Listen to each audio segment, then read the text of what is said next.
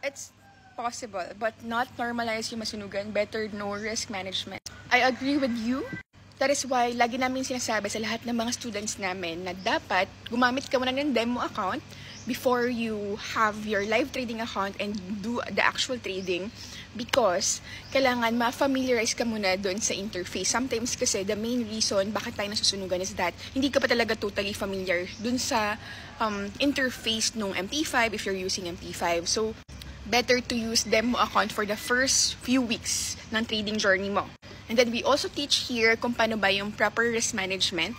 Tuturo ako ng mga tips, ano ba yung tamang lot sizing when it comes to trading. So merong 4 na types ng lot size. Merong standard lot, may micro lot, may mini lot, and nano lot. Pero normally yung 3 lang yung ginagamit.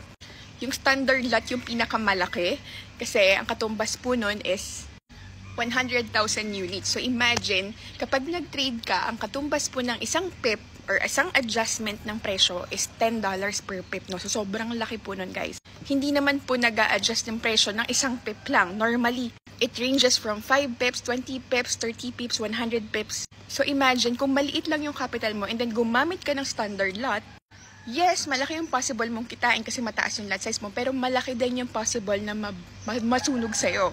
Baka hindi kayanan ng account mo kasi masyadong maliit yung capital unless yung capital mo dyan is millions. So kapag ang capital mo is $300 and below, ang gamitin mo muna na lot size is 0.01 or yung mini lot.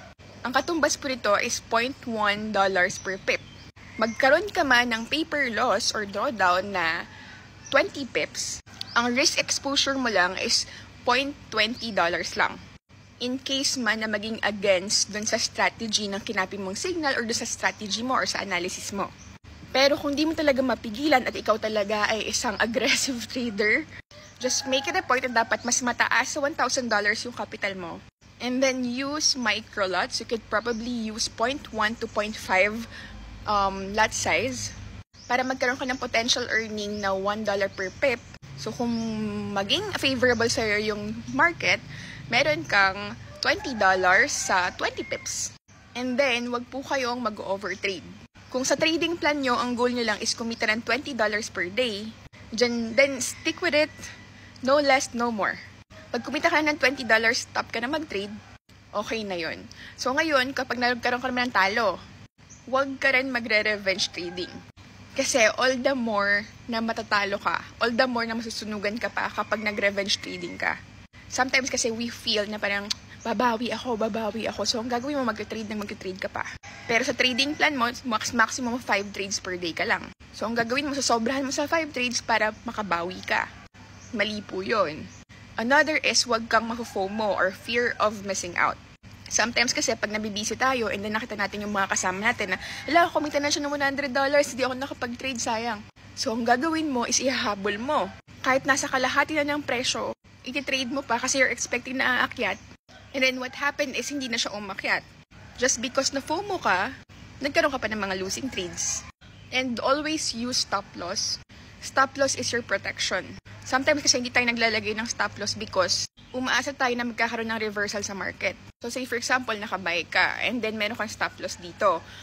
Pag bumagsak yan dito, tatanggalin mo yung stop loss, hindi ka maglalagay. Kasi para pag bumagsak yan dito, hindi tatamaan, hindi ka magkakaroon ng losing trades. So pag yan bumaba dito, you're expecting na aakyat pa yan dito, at least hindi ka na stop loss dito. However, what if hindi siya umakyat at bumagsak siya, wala kang protection, diba? So yun yung problema if you're not putting stop loss kasi there's a high potential na masusunugan ka.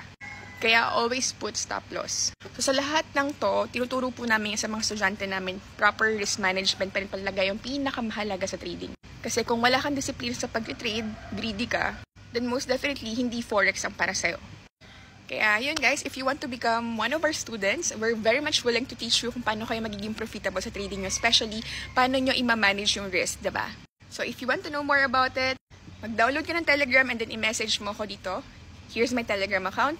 I have my admin there. I'm also there. I can reply Or if you want to observe them muna together with other traders, here's my Telegram channel. Pwede kayong mag-join dyan para makapag-observe na muna kayo. Pero mag-ingat po kayo sa mga scammers.